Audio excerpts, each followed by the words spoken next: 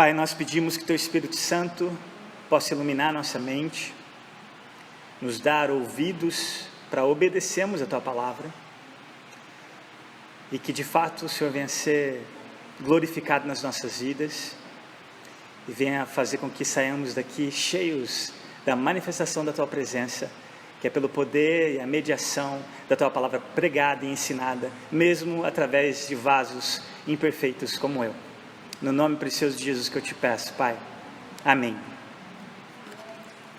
Meus irmãos, a reconstrução dos muros de Jerusalém era uma tarefa que durou 52 dias. Nós vimos isso no capítulo 6, onde Neemias disse que a reconstrução da muralha havia sido completa, só ainda faltavam as portas. E aqui no versículo 1 desse 7º capítulo nós vemos que as portas já estão no lugar, tudo finalizado, 52 dias. Nós acompanhamos desde o capítulo 1 até aqui as lutas internas e externas que Neemias enfrentou, para que essa tarefa finalmente concluísse. Mas, eu não sei se vocês se lembram, na semana passada eu mencionei que isso era só uma parte do todo. Esses 52 dias que, sem dúvidas, de maneira miraculosa, o que era impossível humanamente falando, ele fez, mas esses 52 dias era só o começo de uma longa jornada. Neemias iria investir muito mais do que 52 dias, desde quando ele deixou a capital de Suzã.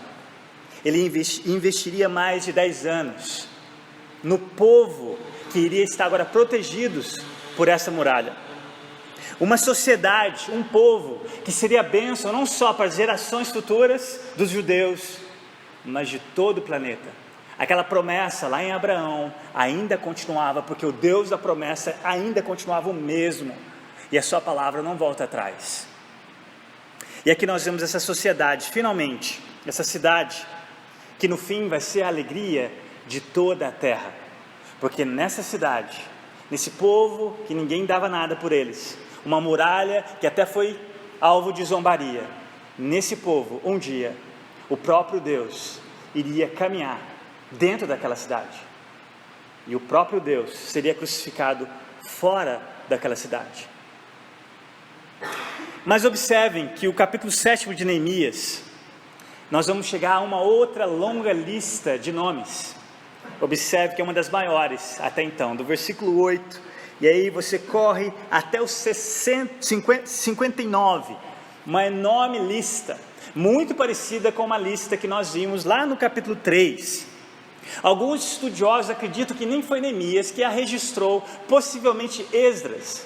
Mas a pergunta que eu gostaria de responder, é por que Neemias faria questão de registrar de novo essa lista, se já havia feito isso em Esdras? Qual a motivação de Neemias registrar de novo essa enorme lista? Um comentarista vai dizer o seguinte, abre aspas: uma cidade é muito mais do que muros, portões e casas. Uma cidade é gente. Na primeira metade desse livro, as pessoas existiam para as paredes, mas agora as paredes devem existir para as pessoas. Fecha aspas. Meus irmãos, eu sei que é cansativo você ler uma lista desse tamanho, de nomes de pessoas que mal você sabe pronunciar, mas se está registrado 2 vezes na palavra de Deus, porque tem um porquê, e um desses porquês é porque Deus assim o quis, e a sua palavra não tem erro, não tem equívoco. E aqui, como esse comentarista bem ressaltou, Deus se importa com gente, e se era necessário, você vai observar as famílias e o número exato de cada uma delas, porque Deus se importa com gente. E como ele bem disse no começo, as pessoas eram em prol dos muros, mas agora aqueles muros eram exatamente para essa lista de pessoas.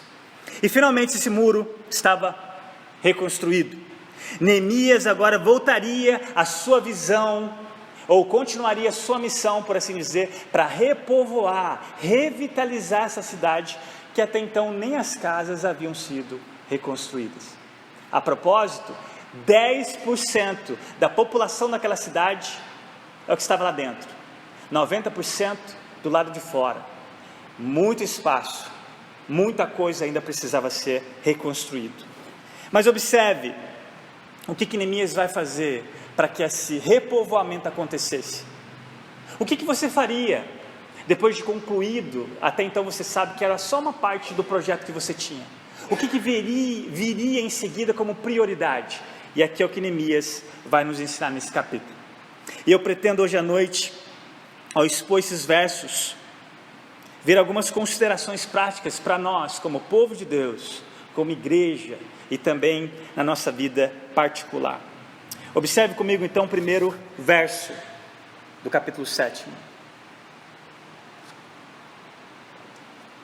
Ele vai nos informar o seguinte: depois que o muro foi reconstruído, e agora, o que ele menciona, e que eu coloquei as portas no lugar, foram nomeados os porteiros, os cantores e os levitas. Neemias, ele faz duas coisas, uma de maneira geral e uma de maneira específica. O que é de geral? Ele vai nomear de maneira geral algumas categorias, e aqui ele começa dizendo os porteiros, ou se você preferir, talvez na sua tradução, os guardas. Depois ele vai dizer acerca dos cantores e dos levitas. Só que no versículo 2, ele vai ser mais específico nessa nomeação. Olhe comigo, verso 2: para governar Jerusalém, encarreguei o meu irmão Hanani, e com ele Ananias, comandante da cidade forte.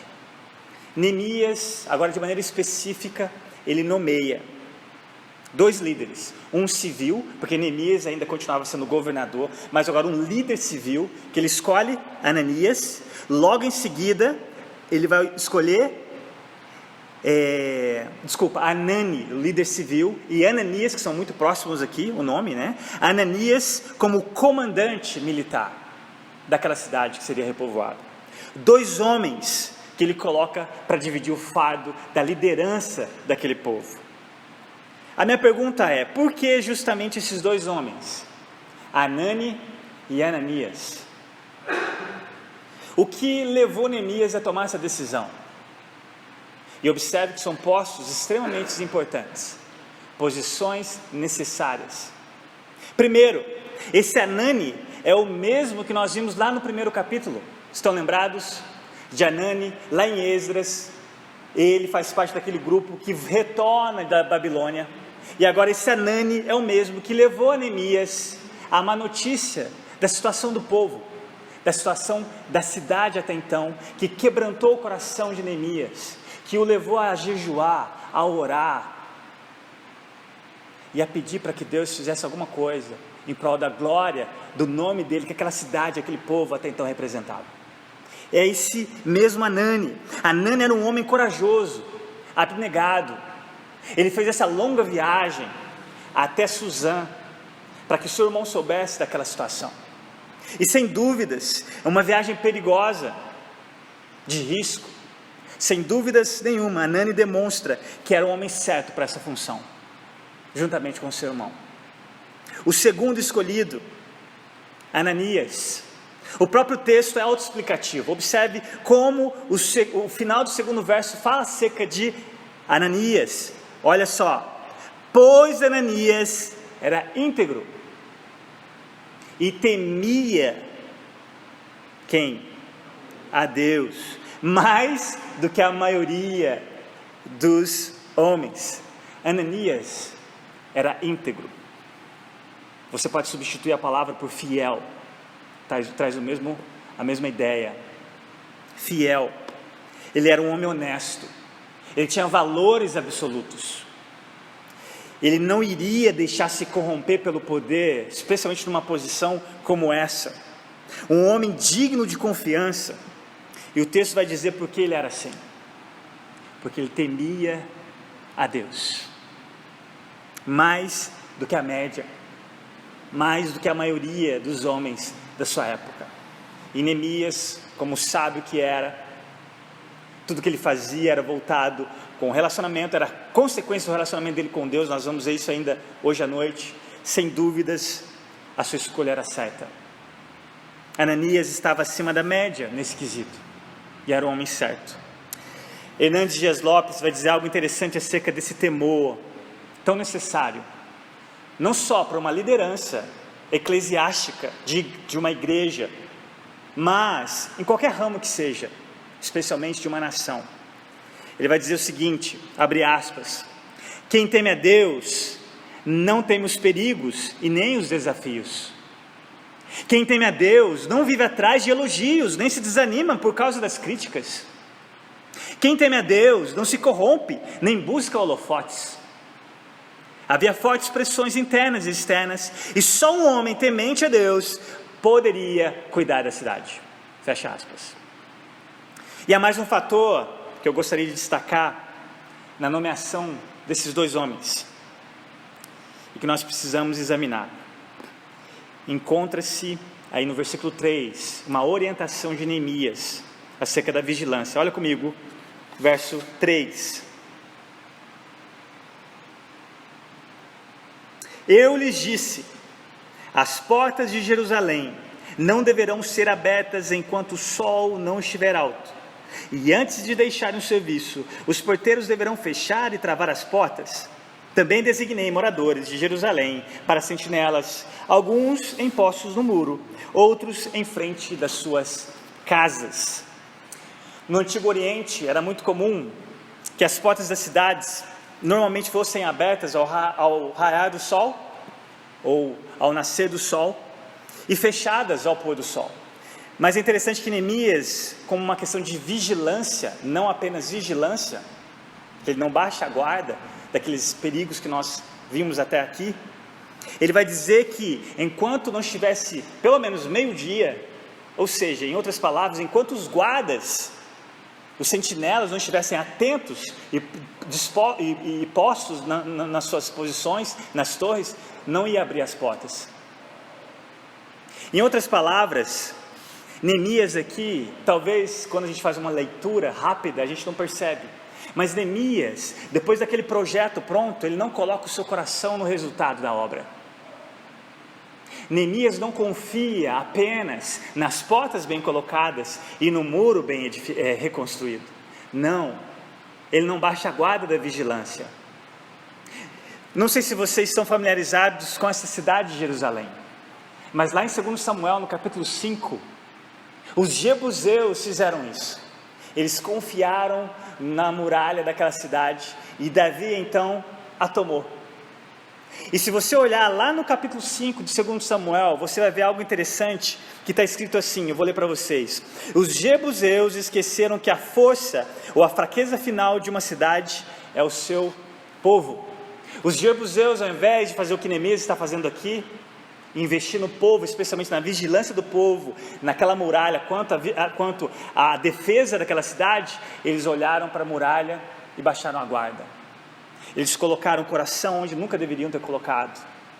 E sem dúvidas, nós já temos isso. A fé não vai dispensar prudência. Neemias não está colocando a sua confiança nas portas ou na muralha. Ele continua colocando seus olhos em Deus, porque em vão vigia o sentinela se Deus não guardar a cidade. Mas isso não justifica você deixar suas portas abertas, suas janelas escancaradas, e depois questionar e culpar a Deus se alguém entra na sua casa e furta alguma coisa. E Neemias está deixando claro que se a tentação de confiar num projeto bem feito, ele não fez isso como os jebuseus. Ele continua vigilante.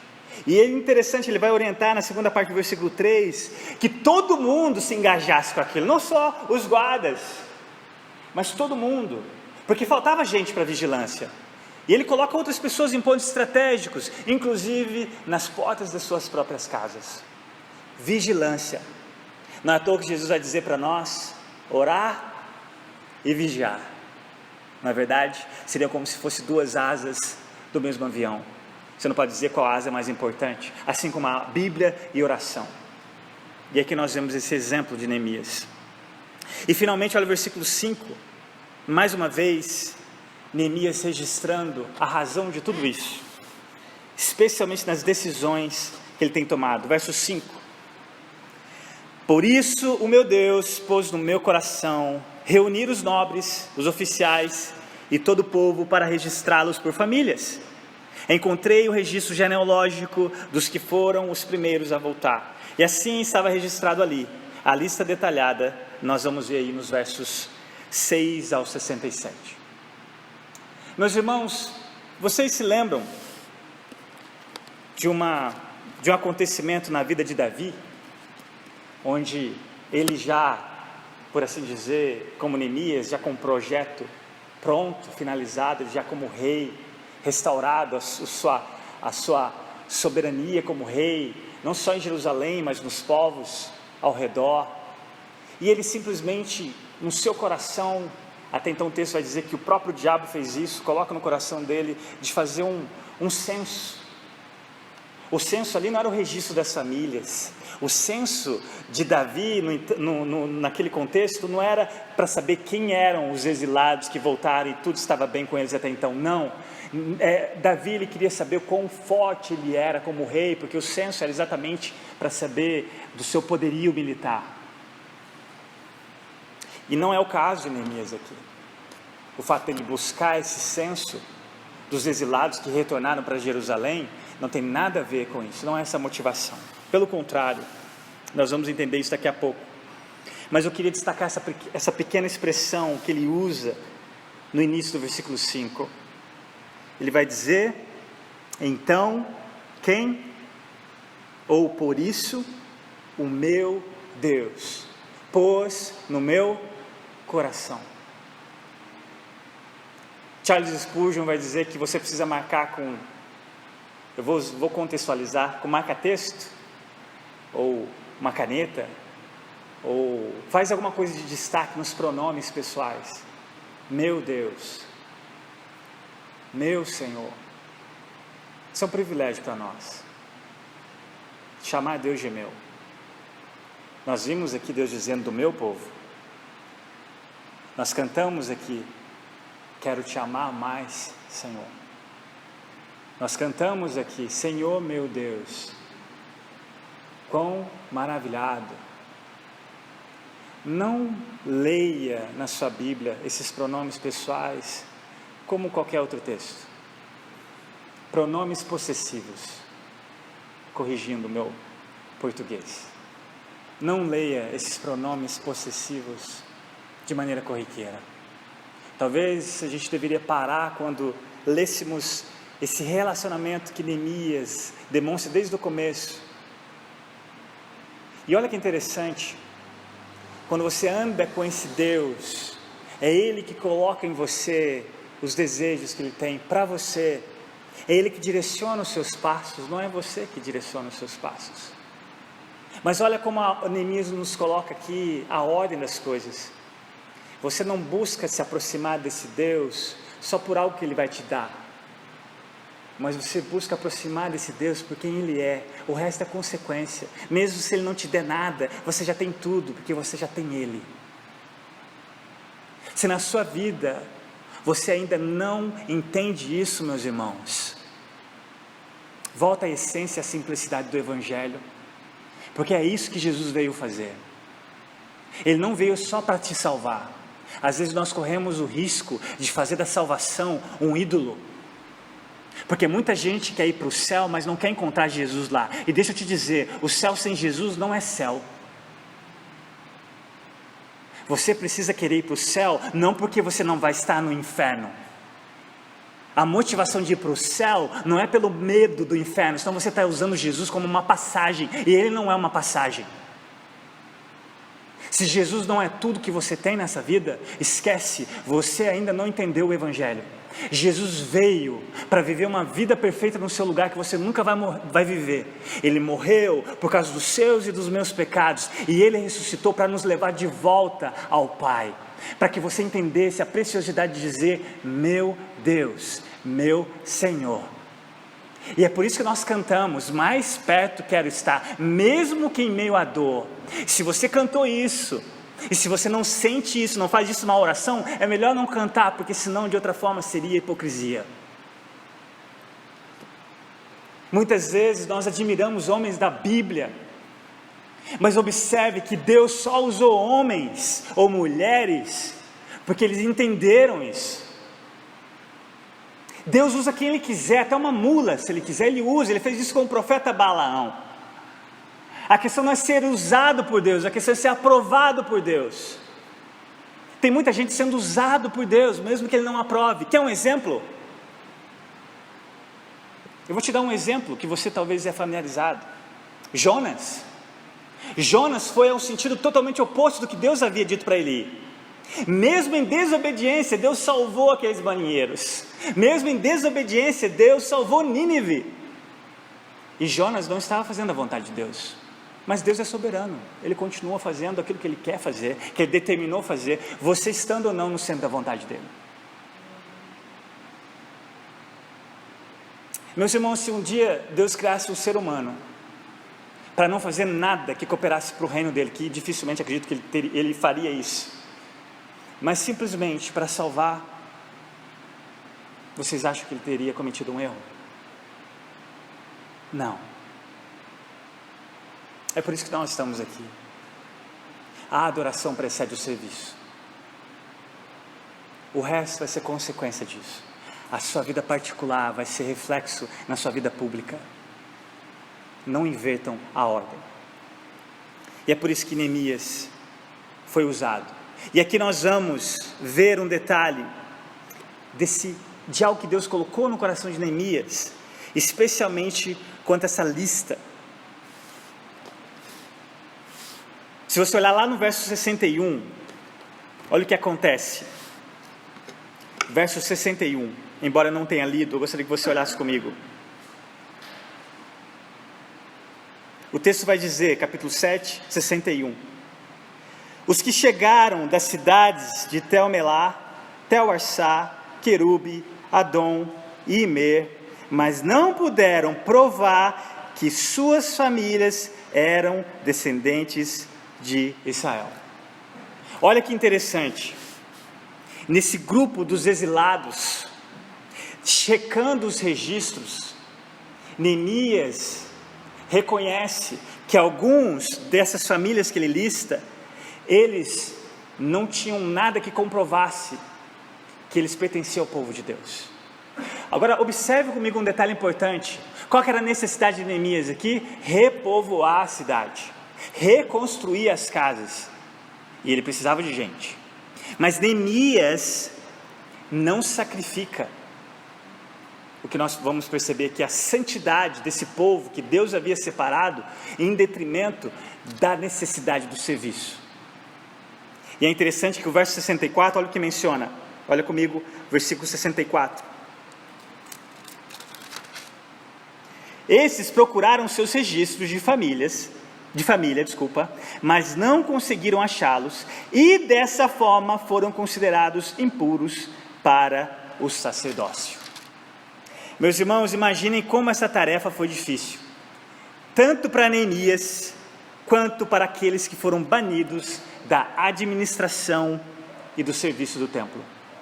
Se vocês olharem para Esdras, muitas pessoas com problema de casamento misto ou interracial, décadas em que os judeus e os seus predecessores viveram na Babilônia se misturando, desobedecendo a Deus, onde Ele havia dito de maneira clara em sua palavra que não era para eles misturarem com outros povos, mas eles assim o fizeram.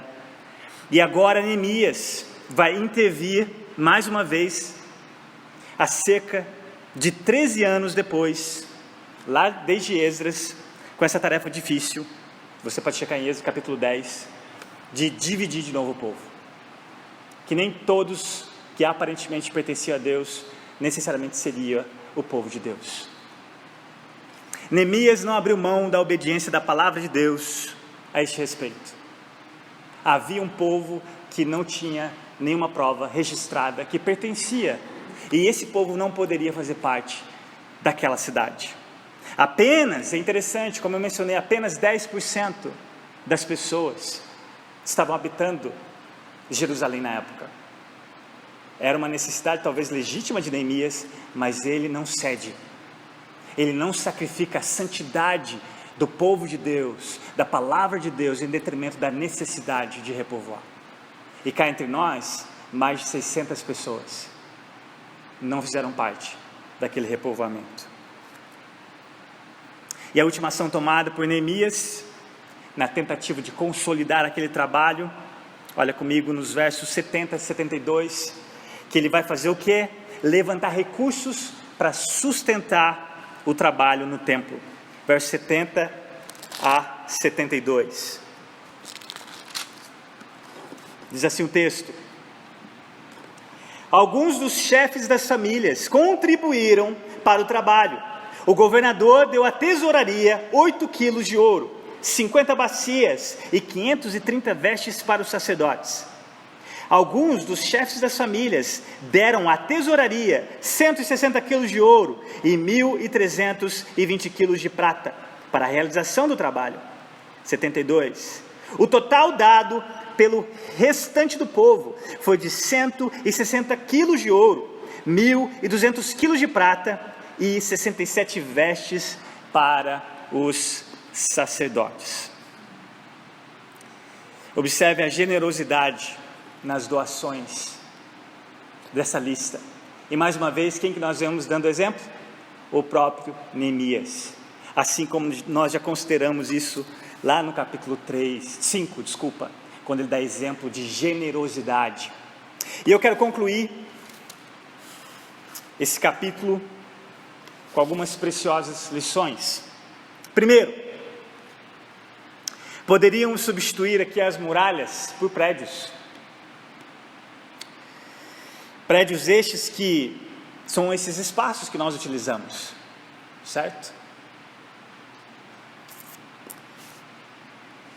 Queria destacar que nós temos necessidades legítimas. Queremos reformar o nosso banheiro, os nossos banheiros. Queremos melhorar a fachada da nossa igreja, colocar um outdoor bonito, que até então a gente está usando um pequeno, reformar essa calçada que vive me dando trabalho com mato. Eu jogo mata-mato, não passa muito tempo, nasce de novo, porque tem várias frestas de terra. Então nós precisamos reformar essa calçada. Mas, meus irmãos, por mais importante que isso seja, nós precisamos focar em pessoas. Eu não estou dizendo que é importante nós temos uma igreja bonita, porque para os de fora isso diz muito. Talvez o nosso descaso, talvez eu esteja usando uma palavra pesada para descaso, que não é a nossa realidade. O nosso problema aqui é financeiro ainda. Mas o nosso descaso com uma igreja mal cuidada diz muito para os de fora quando passa lá fora. E eu já citei um exemplo de um moço que entrou no banheiro de uma igreja que ele nunca havia pisado antes, e era tão bem cuidado o banheiro, que ele falou assim: se o pessoal cuida tão bem desse banheiro, sem dúvidas, o Deus que eles amam é digno de ser seguido. E ele se converteu dentro do banheiro. Então não menospreze os tijolos, mas nunca coloque as estruturas físicas no lugar de pessoas, porque um dia isso aqui vai virar destroços, vai talvez ser deteriorado pela traça, ferrugem e por aí vai. Mas outro detalhe que eu queria destacar também, meus irmãos, que infelizmente é triste, mas isso ainda acontece, é quando uma igreja de 56 anos como a nossa, e aí de repente Deus nos dá a oportunidade de derrubar isso aqui para ampliar. Muita gente não quer, muita gente quer aquele saudosismo do passado, porque a minha filha, a minha neta casou aqui. A gente não desconsidera isso, sem dúvidas, são boas memórias. Mas, meus irmãos, se nós vamos derrubar isso para ampliar, para mais vidas conhecerem esse Jesus que você conhece, por que não? Vale a pena, não vale? Porque os prédios não são mais importantes do que pessoas. Tijolos são tijolos. Tudo que você tocar aqui não é eterno, mas vidas são. Então esse é o primeiro ponto que nós aprendemos aqui com Neemias. Segundo, Neemias percebeu a necessidade de novos líderes e trabalhou para os procurar e indicá-los, especialmente aqueles que eram íntegros e temiam a Deus. Requisitos raros, cada vez mais raros nos nossos dias, dentro e fora das nossas igrejas. Esse é um ano eleitoral, e eu espero que você não ouça ou viva um jargão, abre aspas, fulano rouba, mas faz, fecha aspas. Isso é absurdo, não tem nada a ver com integridade, e não vem me dizer, porque fulano não tem talvez os valores cristãos, que Deus não pode usá-lo. Pelo contrário, se Deus não coloca um cristão lá, Ele usa até mesmo um ateu se Ele quiser. E se isso não tem acontecido, porque nós não oramos o suficiente para que haja mudança. Então, meus irmãos, tanto dentro do nosso arraial evangélico, quanto fora, para governar uma nação, nós precisamos orar para que Deus coloque homens íntegros e especialmente que temam a Deus, porque aí o nosso país não vai sofrer tanto com essa maldita corrupção, porque Deus não abençoa o que é errado. Ele não pode ir contra o seu próprio caráter. E muitas vezes o povo tem um governo que eles merecem, e o povo precisa mudar, e só o Evangelho pode mudar o povo. Só o Evangelho pode fazer que agora nós temos entre o Supremo Tribunal Federal um homem temente a Deus. Glória a Deus por isso. Mas deixa eu te perguntar, quantas vezes no dia você ora por ele? Quantas vezes no dia você, nas suas orações, você lembra dos governantes, do nosso presidente, dos nossos prefeitos, dos nossos governadores? Sabia que é bíblico? Cabe a você e eu a responsabilidade de orar por eles? Porque eles, crendo ou não em Deus, eles são uma forma de Deus usar para a repreensão do mal. Quantas vezes você ora pela polícia militar, pela polícia civil? E todos os escândalos que você pode assistir na TV, a culpa é sua e é minha, porque nós não fazemos nada para mudar. E se você cresce o suficiente, as nossas reuniões de oração estariam mais cheias. Terceiro, Neemias não abriu mão da palavra de Deus e de seus valores em detrimento de crescimento numérico. Ele não, embora era uma necessidade legítima, ele não abriu mão da palavra de Deus. E aqui, para uma aplicação prática para nós, precisamos nos tornar uma igreja que cresça, não só em qualidade, mas também em quantidade. Se uma igreja prega o Evangelho,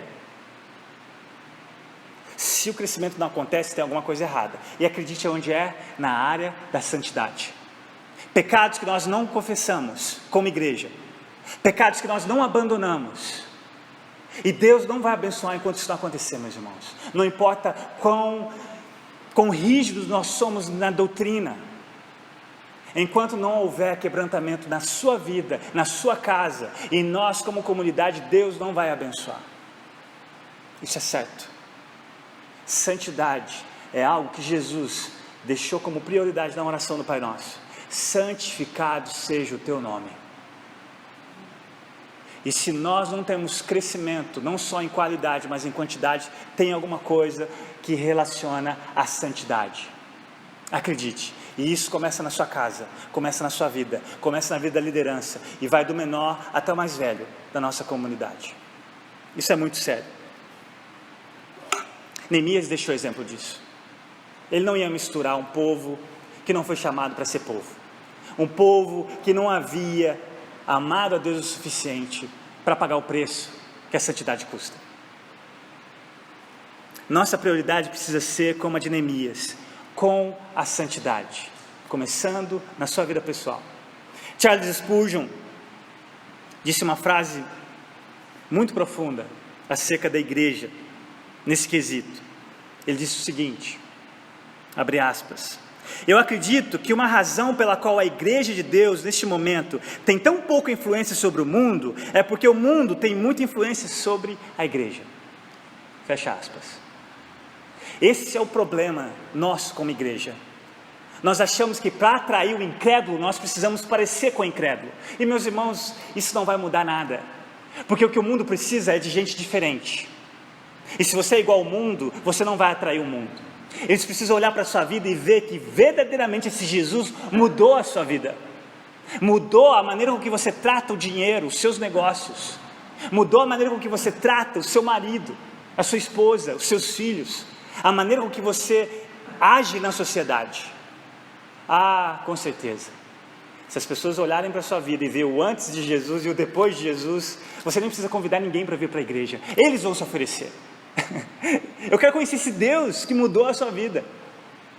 E é por isso que muitas mulheres, como Pedro vai dizer, são instrumentos na vida dos incrédulos, dos seus maridos, porque eles vão olhar para elas e vão ver um caráter totalmente transformado pelo Evangelho. E esse é um testemunho que fala mais alto do que palavras.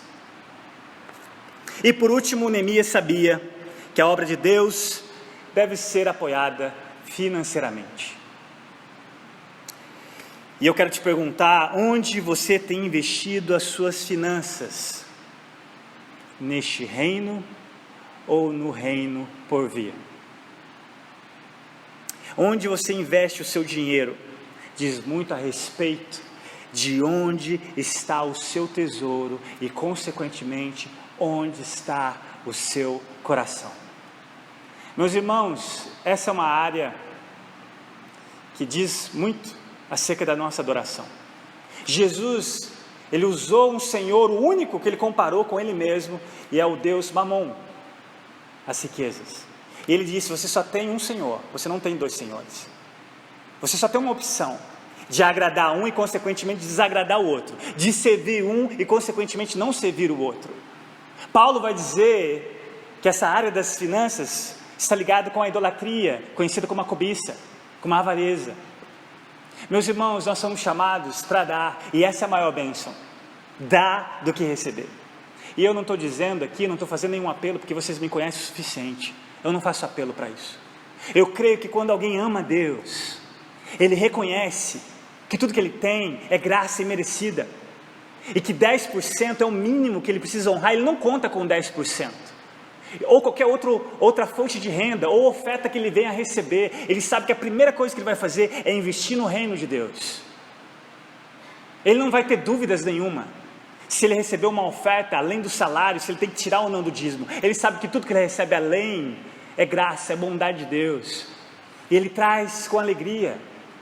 E é triste, porque as igrejas reformadas têm uma grande dificuldade nessa área, meus irmãos. Eu não entendo por que isso. Se nós conhecemos a verdade, nós éramos para ser os maiores generosos, mas infelizmente isso não é uma realidade. E aqui nós vemos que a liderança, que o povo contribuiu. Você não vê nenhum apelo, nenhum pedido. Eles contribuíram, começando pelo exemplo da liderança.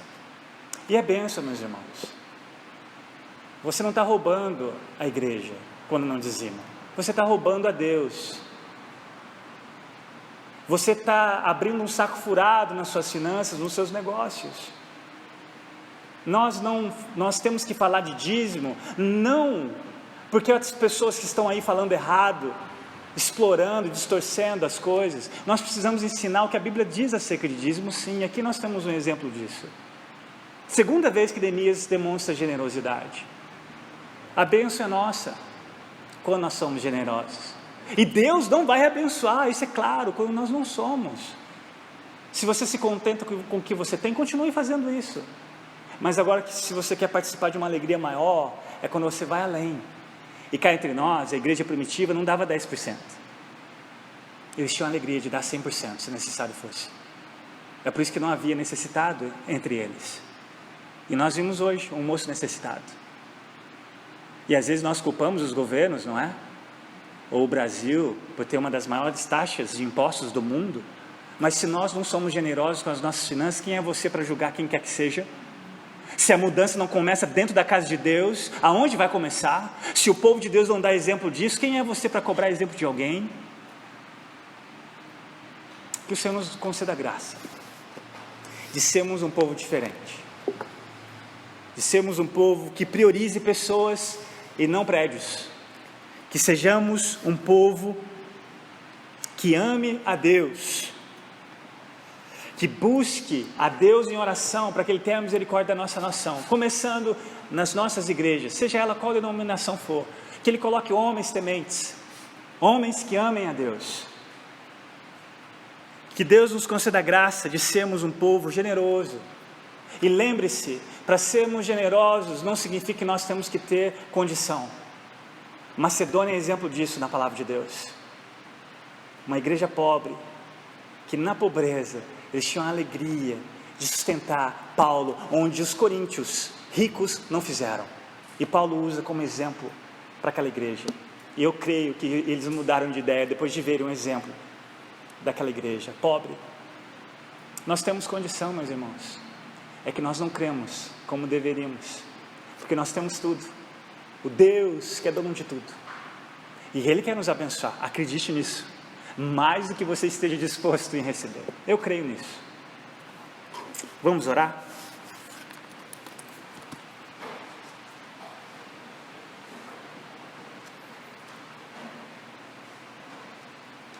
Pai amado, nós te agradecemos pela tua palavra,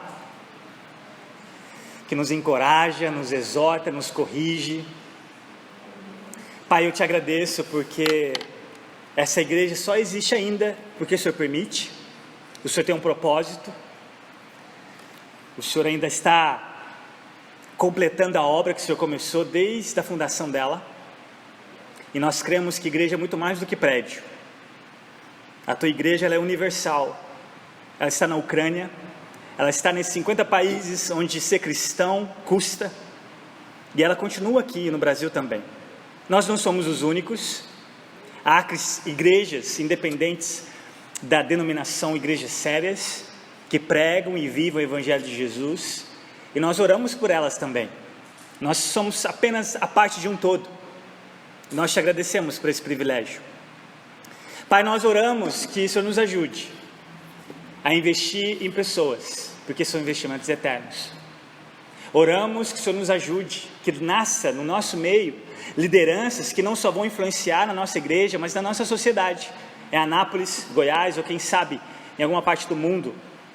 Oramos, Pai, que o Senhor nos ajude a sermos generosos, que essa generosidade não seja apenas financeira, mas com o nosso tempo.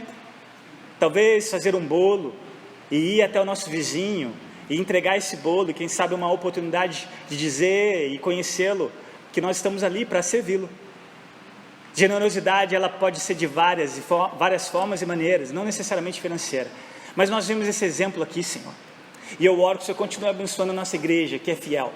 Obrigado pelos dizimistas dessa igreja, obrigado pelo compromisso de cada família que tem mensalmente honrado com a minha côngrua, honrado com a luz que nós usamos aqui nesse espaço, com a água, com a limpeza desse lugar, honrado com o pão que eu como todos os dias junto com a minha família. Muito obrigado, Senhor. Eu oro que o Senhor abra os céus sobre a vida dessas pessoas, que tem trazido aqui com alegria, e não só desde quando nós chegamos, mas durante todos esses anos. Muito obrigado, Pai, pela nossa igreja. Muito obrigado.